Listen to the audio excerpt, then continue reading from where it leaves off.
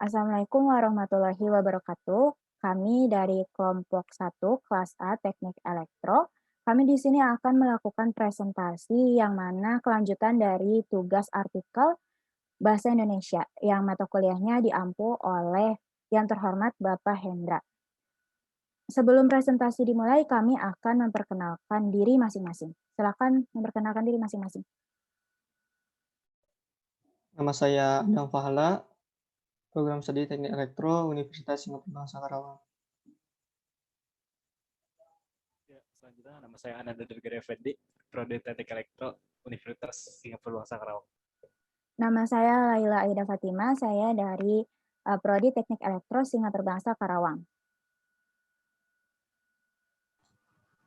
Nama saya Feril Firman Syarido dari Prodi Teknik Elektro Universitas Singapura Bangsa Karawang. Baiklah, kita langsung saja ke presentasinya. Presentasi yang akan kami bawa berjudul Pengaruh Hambatan Jenis pada Jaringan Komunikasi Bawah Laut. Nah, untuk selanjutnya akan dijelaskan oleh Adam. Silakan Adam. Baik, terima kasih Laila. Boleh digeser slide-nya.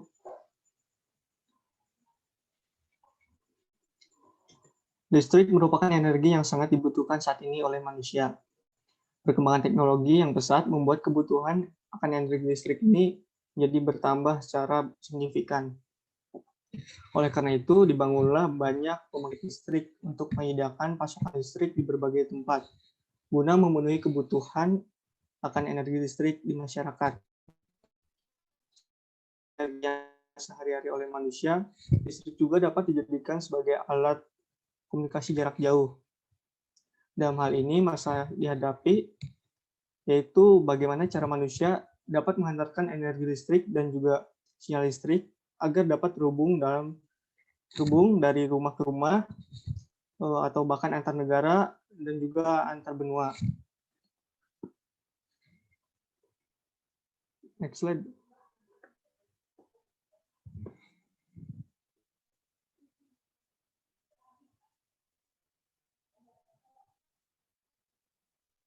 Mohon maaf, ini ya belum muncul.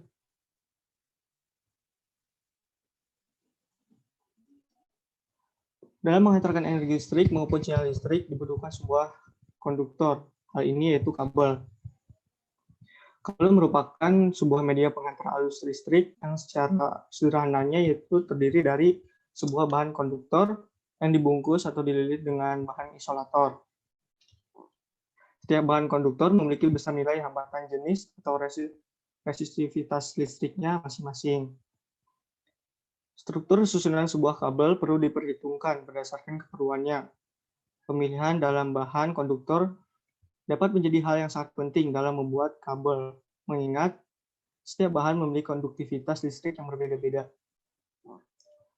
Konduktivitas listrik atau kemampuan suatu bahan dalam menghantarkan arus listrik dipengaruhi langsung oleh hambatan jenis dari bahan itu sendiri. Hambatan jenis merupakan sifat dasar suatu bahan untuk menahan arus listrik yang mengalir. Dari definisi tersebut, tentunya dapat disimpulkan jika pemilihan bahan dapat mempengaruhi kualitas kabel dalam mengantarkan listrik. Dan mengantarkan sinyal listrik dengan jarak yang sangat jauh, untuk keperluan komunikasi, tentunya diperlukan kabel yang berkualitas agar data dan informasi yang dikirim dan diterima dapat maksimal. Contoh jaringan listrik yang sangat luas yaitu jaringan komunikasi kabel bawah laut. Tentunya membutuhkan kabel yang sangat panjang dan juga memiliki kualitas yang mumpuni. Di Indonesia, penggunaan kabel bawah laut telah digunakan sejak era 1990-an oleh para operator telekomunikasi. Lalu seiring berkembangnya teknologi, sehingga akses akan informasi sangat dibutuhkan. Pada tahun 2003, kabel bawah laut telah menghubungkan semua benua di dunia, kecuali benua Antartika. Kabel komunikasi bawah laut juga dilengkapi dengan teknologi syarat optik atau fiber optik untuk mempercepat hantaran sinyal listrik sehingga mencari informasi dan komunikasi dapat diakses dengan mudah dan cepat. Next slide.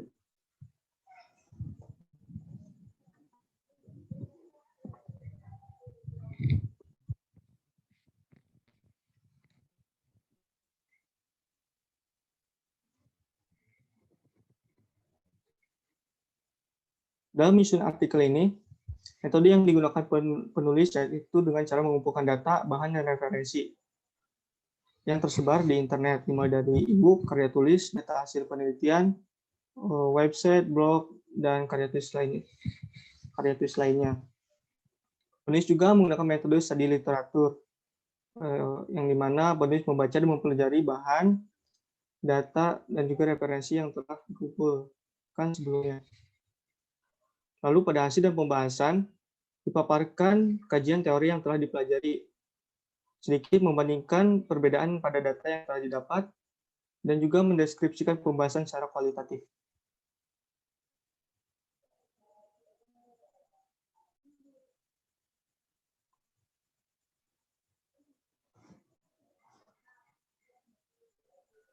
Oke, terima kasih Adam. Selanjutnya akan dijelaskan.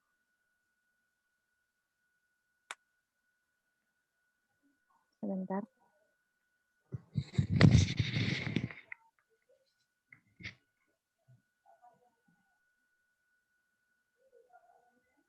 Akan dijelaskan hasil dan pembahasan oleh Dirga.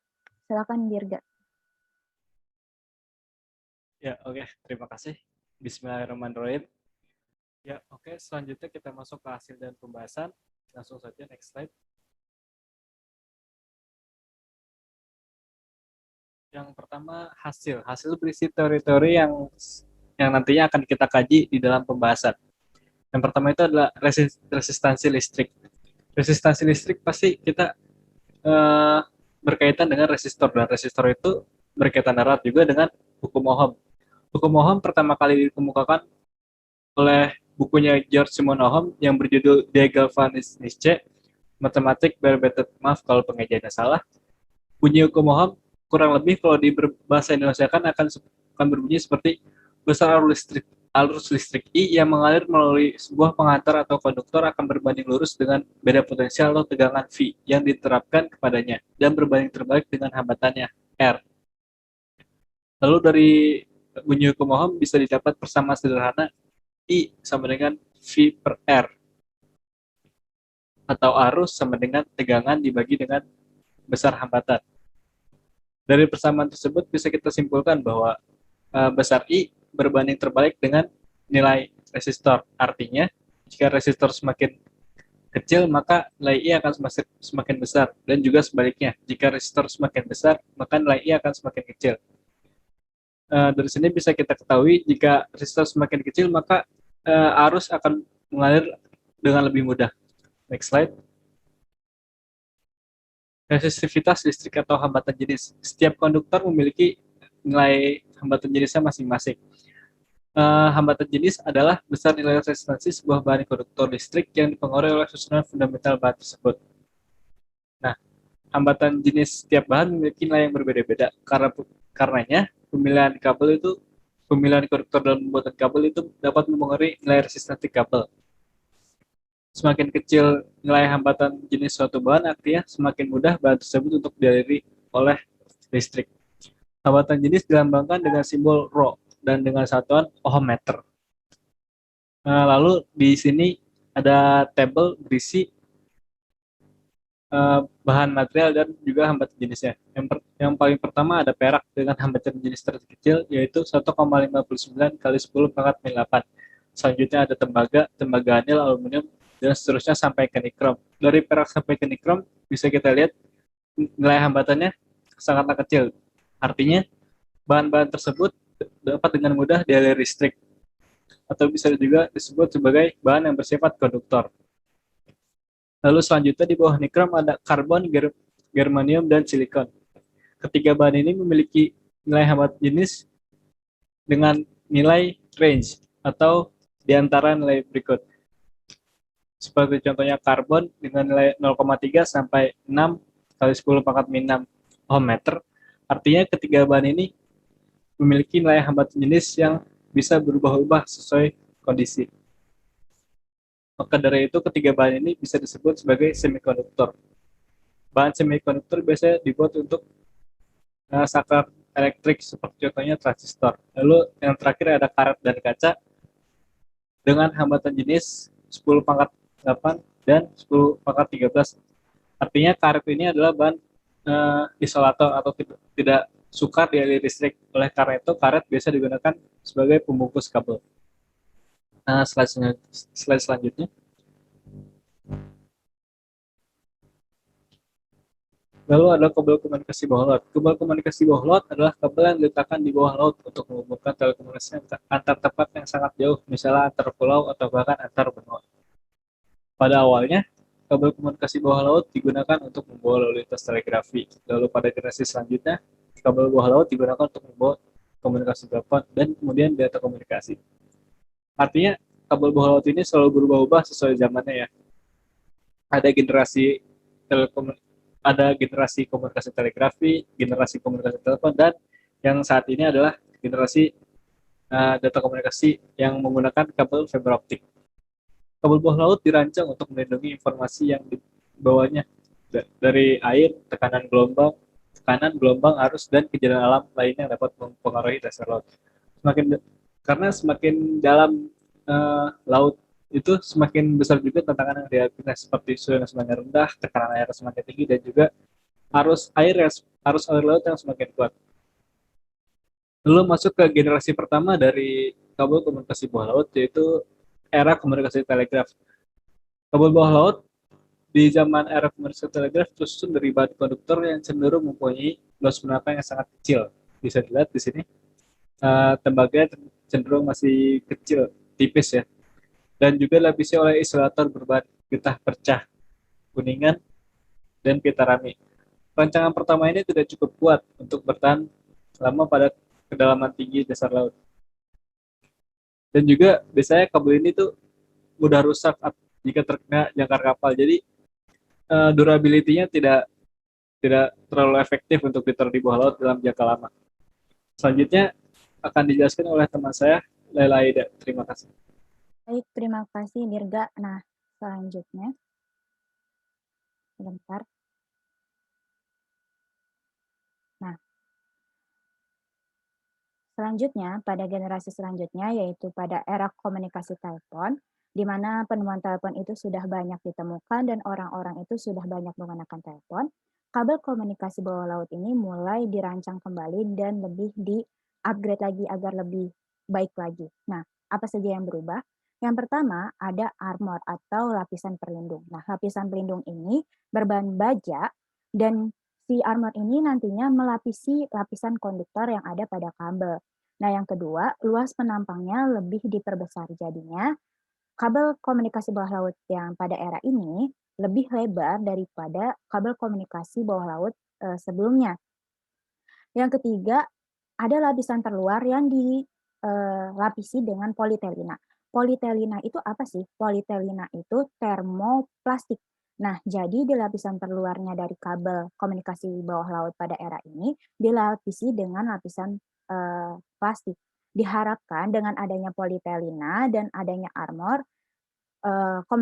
kabel komunikasi bawah laut ini ketika ditaruh di bawah laut, dia itu bisa menghadapi tekanan-tekanan yang ada pada bawah laut. Entah itu tekanan air, lalu juga suhu yang rendah, dan juga kejadian-kejadian alam yang tidak diinginkan. Sehingga si kabel ini bisa lebih kuat, seperti itu. Pada era selanjutnya, yaitu pada generasi ketiga atau generasi sekarang, kabel komunikasi bawah laut itu tidak ada yang berubah secara signifikan. Dari strukturnya dari 1 sampai 8 itu tidak ada yang berubah, hanya saja armor yang digunakan itu lebih kuat dan lebih tebal. Dan pada struktur ke-8, di kabel komunikasi di generasi ketiga ini menggunakan yang namanya fiber optik untuk transmisi datanya. Ngomong-ngomong tentang fiber optik, kita akan menjelaskan yaitu fiber optik itu apa. Fiber optik atau serat optik yaitu mengandalkan cahaya sebagai gelombang informasi yang akan dikirimkan. Nah, jadi cara kerja si fiber optik ini cukup menarik. Ketika si pengirim ini mengirimkan sinyalnya itu akan berupa suatu listrik. Nah, listriknya ini nanti itu diubah oleh si fiber optik ini menjadi berkas cahaya. Berkas cahaya ini nantinya dialirkan menuju pemandu gelombang dan diterima oleh si penerima. Nah, diterima oleh si penerima ini ada yang namanya detektor optik. Detektor optik ini gunanya untuk mengubah si berkah cahaya tadi menjadi sinyal listrik. Nah, seperti itu. Selanjutnya ada pembahasan. Pembahasannya yaitu mengapa tembaga bukan perak. Nah, sebelumnya seperti ini. Sebelum kita menggunakan suatu hambatan, kita itu harus tahu seberapa luas penampang yang akan kita gunakan dan seberapa panjang penampang yang akan kita gunakan. Kita membahas kabel komunikasi bawah laut yang tentunya penampangnya itu akan sangat-sangat panjang, akan sampai bermil-mil panjangnya. Otomatis dengan penampang yang sebegitu panjangnya, arus itu harus dialirkan dengan sangat cepat. Dan hambatan yang ada pada konduktor pada penampang tersebut harus sangat kecil. Mengapa dipilih tembaga dan perak? Karena tembaga dan perak termasuk jenis konduktor dengan hambatan yang terkecil. Tembaga mempunyai nilai resistansi kedua terkecil setelah perak, dan perak memiliki hambatan terkecil kedua, pertama, 5% lebih kecil dibanding tembaga, seperti itu. Dengan menggunakan perak, resistansi yang digunakan akan jauh lebih kecil dan arus listrik akan lancar atau akan lebih cepat mengalirnya dengan penampang yang sangat panjang untuk kabel komunikasi bawah laut. Tapi kenapa sih lebih banyak dipilih tembaga dibandingkan dengan perak? Nah, alasan itu akan langsung dijelaskan oleh rekan saya yang selanjutnya, yaitu Feril. Silakan Feril. Ya, melanjutkan penjelasan sebelumnya, bisa diganti slide. Nah, masalah yang dihadapi ketika menggunakan perak sebagai bahan konduktor adalah cadangan perak di bumi jauh lebih sedikit daripada jumlah tembaga. Hal ini membuat perak menjadi lebih mahal dari tembaga. Hal ini juga berarti perak menjadi terlalu berharga untuk dijadikan bahan konduktor pada pembuatan kabel.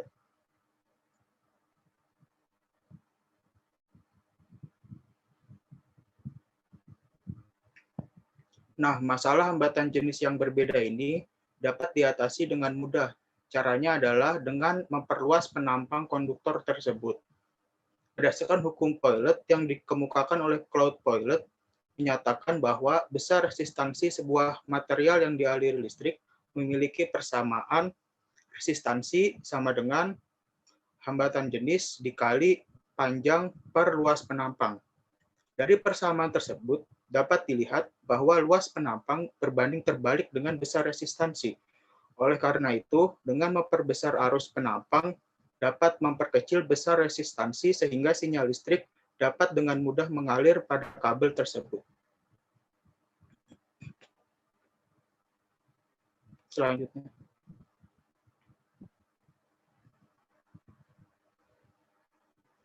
Berikutnya ada perbandingan kabel bawah laut. Perbedaan luas penampang konduktor pada kabel bawah laut era komunikasi telegraf dengan era komunikasi telepon sangat terlihat jelas. Hal ini dikarenakan adanya perbedaan bandwidth yang diperlukan saat itu berbeda. Pada era komunikasi telegraf, sinyal listrik yang ditransmisikan hanya akan diubah kembali ke dalam sebuah kode Morse, yang nantinya akan diterjemahkan lagi secara manual oleh orang yang menerima kode Morse tersebut. Hal ini berbeda pada era telekomunikasi telepon, yang mana diperlukan bandwidth yang cukup besar untuk dapat mengirimkan sinyal listrik berbentuk suara.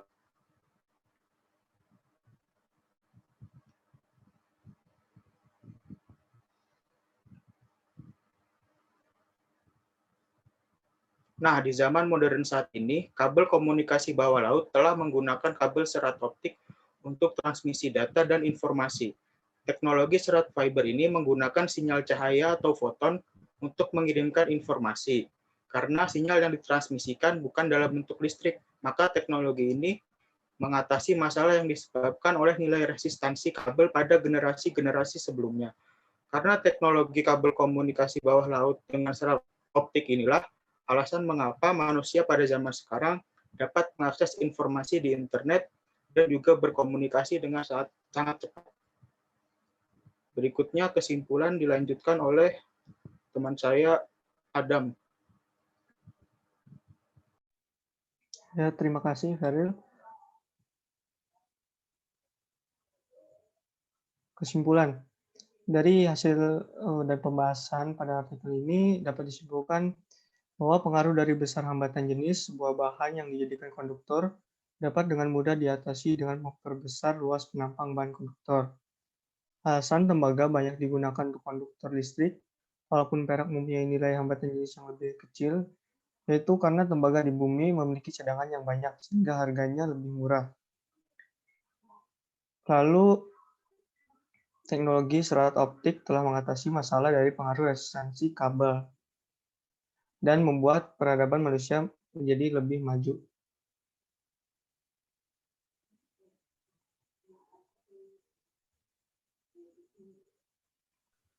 Nah, mungkin itu saja presentasi yang bisa kami berikan.